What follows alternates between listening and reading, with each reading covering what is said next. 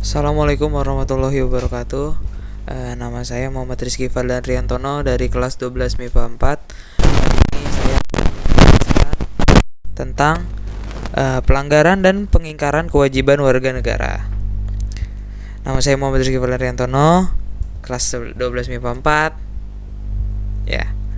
Poin pertama, pokok pembahasan. Yang pertama, makna, hak, dan kewajiban. Yang kedua, substansi menurut Pancasila.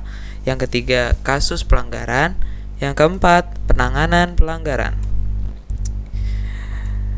Nomor 1, makna, hak, dan kewajiban warga negara. Here we go. Yang pertama, hak. Hak warga negara merupakan seperangkat hak yang melekat dalam diri manusia dalam kedudukannya sebagai anggota dari sebuah negara. Yang pertama, hak asasi bersifat universal. Hak warga negara Indonesia meliputi hak konstitusional dan hak hukum. Yang selanjutnya, kewajiban. Kewajiban warga negara dapat diartikan sebagai tindakan atau perbuatan yang harus dilaksanakan oleh seorang warga negara sebagaimana diatur dalam ketentuan perundang-undangan yang berlaku dengan penuh tanggung jawab. Selanjutnya, kewajiban asasi merupakan kewajiban setiap orang, sementara kewajiban warga negara dibatasi oleh status kewarganegaraan seseorang. Yang selanjutnya, korelasi hak dan kewajiban. Hak dan kewajiban warga negara merupakan dua hal yang saling berkaitan. Keduanya memiliki hubungan kausalitas. Hak dan kewajiban warga negara tidak dapat dipisahkan karena bagaimanapun dari kewajiban itulah muncul hak dan begitupun sebaliknya. Poin kedua, substansi hak dan kewajiban warga negara dalam Pancasila. Pancasila merupakan ideologi yang mengedepankan nilai-nilai kemanusiaan. Pancasila menjamin hak asasi manusia melalui nilai-nilai yang terkandung di dalamnya. Dapat dikategorikan menjadi 3, yaitu nilai dasar, nilai instrumental, dan nilai praksis. Dalam nilai dasar sila-sila Pancasila, sila pertama, haknya, menjamin hak warga negara untuk bebas memeluk agama sesuai dengan kepercayaannya serta melaksanakan ibadah sesuai dengan ajaran agamanya masing-masing.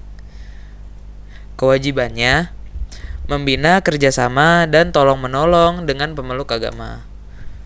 Yang kedua, mengembangkan toleransi antar umat beragama menuju terwujudnya kehidupan yang serasi, selaras, dan seimbang. Yang ketiga, tidak memaksakan suatu agama dan kepercayaan kepada orang lain. Selanjutnya, sila kedua. Haknya, menempatkan hak setiap warga negara pada kedudukan yang sama dalam hukum serta memiliki hak-hak yang sama untuk mendapat jaminan dan perlindungan hukum. Kewajiban. Pertama, memperlakukan orang lain sesuai harkat dan martabatnya. Yang kedua, mengakui persamaan derajat, hak dan kewajiban setiap manusia. Yang ketiga, melakukan berbagai kegiatan kemanusiaan. Selanjutnya, hak sila ketiga. Menjamin hak-hak setiap warga negara dalam keberagaman yang terjadi kepada masyarakat Indonesia, seperti hak mengembangkan budaya daerah untuk memperkaya budaya nasional. Kewajibannya menempatkan kepentingan bangsa di atas kepentingan pribadi atau golongan. Mencintai tanah air Indonesia, mengembangkan persatuan Indonesia atas dasar Bhinneka Tunggal Ika. Yang keempat, hak dan kewajibannya menjamin partisipasi politik warga negara yang diwujudkan dalam bentuk kebebasan berpendapat, berorganisasi, serta hak berpartisipasi dalam pemilihan umum. Kewajibannya mengutamakan musyawarah mufakat dalam setiap pengambilan keputusan, tidak memaksakan kehendak orang lain. Yang kelima, hak dan kewajibannya mengakui hak milik perorangan dan dilindungi pemanfaatannya oleh negara serta memberi kesempatan sebesar-besarnya kepada masyarakat. Kewajibannya mengembangkan sikap gotong royong dan kekeluargaan dengan masyarakat di lingkungan sekitar. Yang kedua, tidak melakukan perbuatan yang merugikan kepentingan umum. Yang ketiga, suka bekerja keras. Ya, selanjutnya dalam nilai instrumental sila-sila Pancasila. Yang pertama, hak atas kewarganegaraan.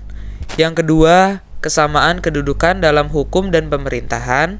Yang ketiga, hak atas pekerjaan dan penghidupan yang layak bagi kemanusiaan. Yang keempat, hak dan kewajiban bela negara. Yang kelima, kemerdekaan berserikat dan berkumpul. Yang keenam, kemerdekaan memeluk agama. Yang ketujuh, pertahanan dan keamanan negara. Yang kedelapan, hak mendapat pendidikan. Yang kesembilan, yang terakhir, kebudayaan nasional Indonesia. Selanjutnya, dalam nilai praksis sila-sila Pancasila. Yang pertama merupakan perwujudan dari nilai-nilai instrumental. Yang kedua, nilai praksis Pancasila senantiasa berkembang sesuai dengan perkembangan zaman dan aspirasi masyarakat dikarenakan Pancasila sebagai ideologi yang terbuka. Ini ketiga,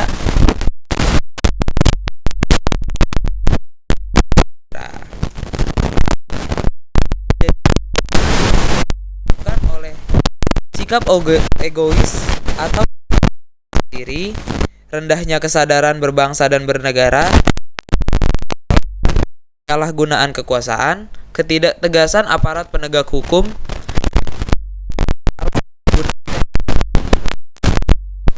penyalahgunaan kekuasaan. Yang parah sih ketidaktegasan aparat penegak hukum. Emang menurut saya hukum di Indonesia emang tumpul. Selanjutnya, kasus pelanggaran hak warga negara. Proses penegakan hukum masih belum optimal dilakukan. Tingkat kemiskinan dan angka pengangguran di negara kita masih cukup tinggi. Makin merebaknya kasus pelanggaran hak asasi manusia seperti pembunuhan, pemerkosaan, kekerasan dalam rumah tangga, dan sebagainya. Masih terjadinya tindak kekerasan mengatasnamakan agama, misalnya penyerangan tempat peribadatan, angka putus sekolah yang cukup tinggi, pelanggaran hak cipta. Selanjutnya, kasus pengingkaran kewajiban warga negara. Pengingkaran kewajiban warga negara banyak sekali bentuknya, mulai dari sederhana sampai yang berat. Di antaranya membuang sampah sembarangan, melanggar aturan berlalu lintas, merusak fasilitas negara, tidak membayar pajak kepada negara, yang terakhir tidak berpartisipasi dalam usaha pertahanan dan keamanan negara. Poin keempat, penanganan pelanggaran hak dan pengingkaran kewajiban warga negara. Upaya pemerintah dalam penanganan kasus berikut ini upaya pencegahan yang dapat dilakukan untuk mengatasi berbagai kasus pelanggaran hak dan pengingkaran kewajiban warga negara. Yang pertama, supremasi hukum dan demokrasi harus ditegakkan.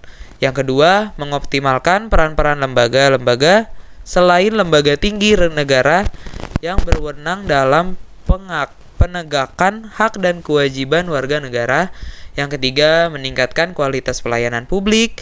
Yang keempat, meningkatkan pengawasan dari masyarakat dan lembaga-lembaga politik terhadap setiap upaya penegakan hak dan kewajiban warga negara. Yang kelima, meningkatkan penyebarluasan prinsip-prinsip kesadaran bernegara kepada masyarakat melalui lembaga pendidikan formal. Contohnya sekolah atau perguruan tinggi, maupun yang non-formal, kegiatan keagamaan, dan kursus-kursus. Yang keenam, meningkatkan profesionalisme lembaga keamanan dan pertahanan negara. Yang ketujuh, meningkatkan kerjasama yang harmonis antar kelompok atau golongan dalam masyarakat. Membangun partisipasi masyarakat dalam pencegahan terjadinya pelanggaran. Sebagai warga negara dari bangsa dan dan negara yang beradab, sudah sepantasnya sikap dan perilaku kita mencerminkan sosok manusia beradab yang selalu menghormati keberadaan orang lain. Sikap tersebut bisa kita terapkan dalam perilaku di lingkungan keluarga, sekolah, masyarakat, bangsa, dan bernegara. Sekian dari saya. Terima kasih. Wassalamualaikum warahmatullahi wabarakatuh.